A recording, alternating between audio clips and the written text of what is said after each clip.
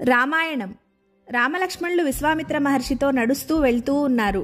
గోవు వెంట కోడెభంగి అంటారు మహర్షి. అంటే ఆవు వెంట కోడెదూడవలే.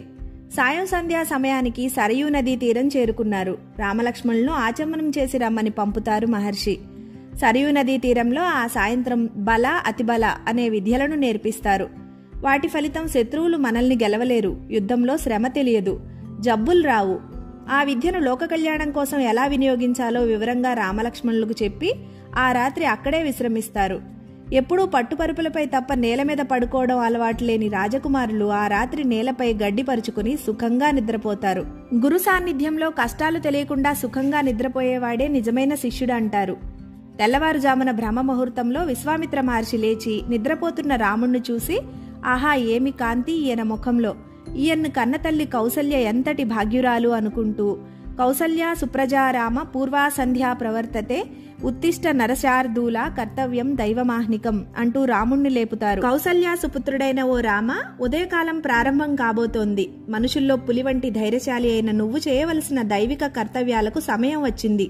లెగురామా అని అర్థం. కలియుగంలో వెంకటేశ్వర స్వామిని కూడా విశ్వామిత్ర మహర్షి రాముణ్ణి నిద్రలేపినట్లు లేపాలనుకున్నారో ఏమో. సుప్రభాత సేవలో మొదటి శ్లోకం మాత్రం రామాయణంలోదే. సుప్రభాత సేవలో స్వామిని నిద్రలేపడం అంటే మన హృదయంలో దయ అనే రూపంలో ఉన్న భగవంతుడిని నిద్రలేపడం అని అర్థం. భగవంతుడు పడుకుంటే మనం లేపే విధానం కాదు. బస్సు నడుస్తుంటే ప్యాసింజర్స్, కండక్టర్స్ అందరూ పడుకునే అవకాశం ఉంది. అందరికీ సమానత్వం కదా అని డ్రైవర్ కూడా పడుకుంటే ఇక అంతే. భగవంతుడికి మనం చేసే సేవలన్నీ మనం మన హృదయంలో ఉన్న భగవత్ స్వరూపాన్ని జాగృతం చేసేందుకు. మన హృదయంలో దయ అనే రూపంగా ఉంటూ మనకి దారి చూపుతూ మనల్ని నడిపించేవాడే భగవంతుడు. అక్కడి నుంచి బయలుదేరి అలా అంగదేశం మన్మదాశ్రమం చేరుకుంటారు. పూర్వం పరమేశ్వరుడు అక్కడ చాలా మంది ఋషులతో నివాసం ఉండేవాడు. శివుడు తపస్సులో ఉండగా మన్మధుడు పూల బాణాలు వేస్తూ ఉంటాడు.